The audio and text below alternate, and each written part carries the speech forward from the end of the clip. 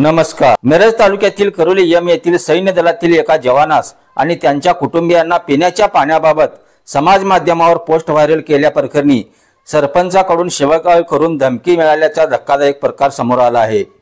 याबाबत जवानांचे वडील धोंडेराम तोडकर यांनी मिरज ग्रामीण पोलीस ठाण्यात फिर्याद दिली आहे। घटनेबाबत सविस्तर माहिती अशी की सध्या सैन्यात असलेले जवान विजय तोडकर सुट्टीवर आपल्या करोली एम गावाकडे आले होते। त्यावेळी त्यांना हनुमंतपूर येथील वस्ती भागात पिण्याच्या पाण्याच्या टाकीत दूषित आणि आळी मिश्रित पाणी असल्याचे निदर्शनास आले। त्याने सुट्टी संपवून परत जाताना त्या संदर्भात गावातीलच एका समाज माध्यमावर पोस्ट प्रसिद्ध केली होती, ज्यामुळे गावातील खळबळ उडाली होती। या प्रकरणानंतर करोली एमचे सरपंच अमोल वाघमारे यांनी फोन करून विजय तोडकर यांना तू 15 दिवसापूर्वी दूषित पाणी आणि आळी मिश्रित पाणी बघितले असताना आज का समाज माध्यमावर प्रसिद्ध केलंस? तू परत सुट्टीवर ये, तुझी कातडी काढून वाळत घालतो असे म्हणत शिवागाळ केली।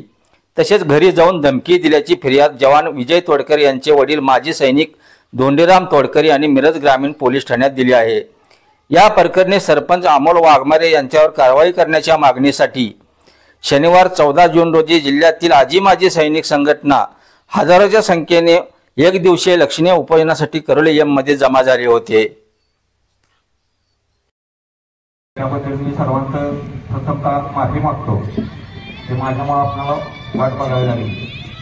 गेल्या बुधवारी म्हणजे 11 तारखेला आमच्या गावचे सैनिक विजय धोंडेराम तोडकर यांच्याशी अनावधानानेपणे माझ्याकडून चुकीचे गैरवर्तन झाले, चुकीची भाषा वापरली गेली। त्याबद्दल मी प्रथमतः आपल्या सर्वांच्या समक्ष, डिपार्टमेंटच्या समक्ष, ग्रामपंचायत करोलीचे पदाधिकारी असतील, विविध पक्षाचे गटनेते असतील, सर्व मीडिया असेल, यांच्या समक्ष मी आपणा सर्वांची हृदयपूर्वक जाहीररित्या माफी मागतो व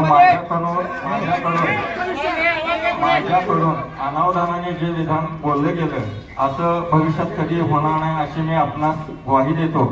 त्याचबरोबर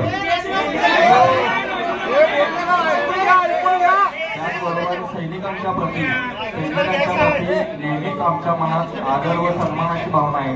आमचेही नातेवाईक, पाहुणेपळी, मित्रमंडळी सैनिक सेवेत आहेत आणि त्यांच्याविषयी कुठल्याही पद्धतीचं गैरवर्तन इथून पुढे होणार नाही। याच्या आधीही झालं नव्हतं, पण अनावधानाने चूक झालेली आहे। आपण सर्वांनी ती चूक मोठ्या मनाने माफ करावी अशी मी आपणास विनंती करतो। त्याचबरोबर धन्यवाद।